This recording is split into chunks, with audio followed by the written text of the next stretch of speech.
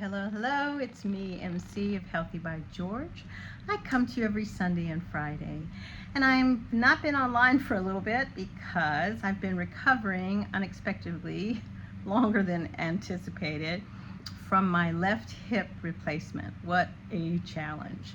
So I think you would love hearing about my experience. I hope it will educate and inform you if you're getting older and have to have some kind of joint replacement or surgery. Please think about subscribing. I'd love to see you here every Sunday and Friday. So, my hip replacement. You know, I've never had what they call a spinal block. And that's really what the challenge was. I had no idea what the results were, and most people, they do pretty well. My brother had a hip replacement. He did great, of course. Surprise, surprise. I did not. But I wonder sometimes, if there's just some things that happen genetically and I think that's really what happened here. I've never had a spinal block. And what happens is 1 in 10 people have severe hypotension. So what is hypotension?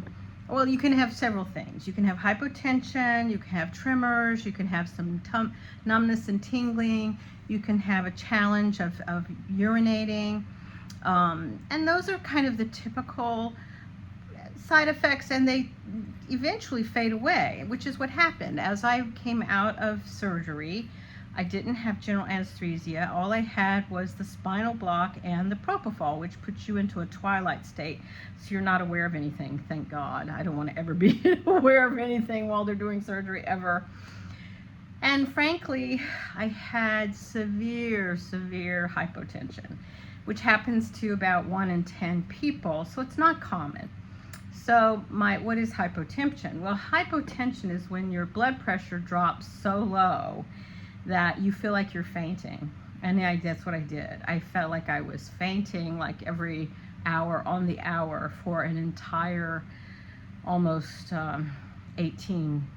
24 hours, for a day and a half when I came out of surgery. And so I had that problem happening, severe hypotension due to the spinal block. And the other unpredictable factor, which I think is giving me some things to illuminate, is I'm someone who carries what they call the Mediterranean anemia trait. It's called a thalassemia trait. And what this is a kind of a malfunction in your hemoglobin. And I think it formed in the people who are from Africa or from some of the Mediterranean regions as a form of, I think, combating malaria. So because it's harder, I think, to infect a person with malaria if they have these misshapen hemoglobin cells, but I'm not quite sure of that. So what happened was, not only did I have severe hypotension, my hemoglobin was so far below normal. So once hemoglobin gets like around a 6, you are required to have a blood transfusion. And because the normal levels of hemoglobin are 11 to 15. And mine was a 6. So they gave me a pint of blood on Wednesday, did nothing. They gave me a pint of blood on Thursday, did nothing. So it was really kind of making everyone scratch their heads. I was getting a little bit better with the hypotension, but I was so weak because of not having sufficient hemoglobin. So it was challenging for me to like walk the room, or at least I did get a chance to walk at least to the doorway of the room. And I guess my surgeon and my team of physicians kept saying, "Why are you laughing?" I'm like, well, if you don't laugh, you cry. So, and I knew that eventually things would turn around because I have a deep faith in the divine, and I knew that I was protected, and for whatever reason I needed to have an extended stay at the hospital. That's why I was there.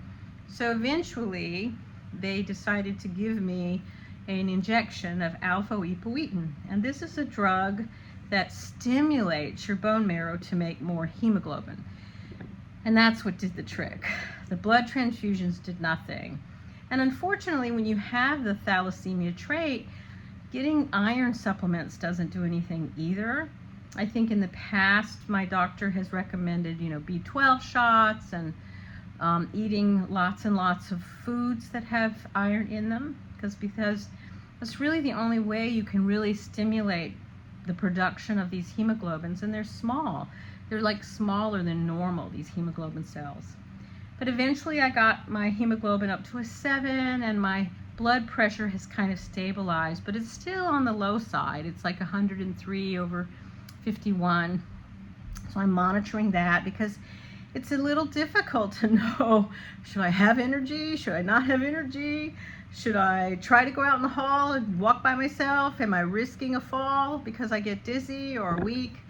So I'm really, really taking things extraordinarily slow because, yes, my stamina is just not there like it normally is.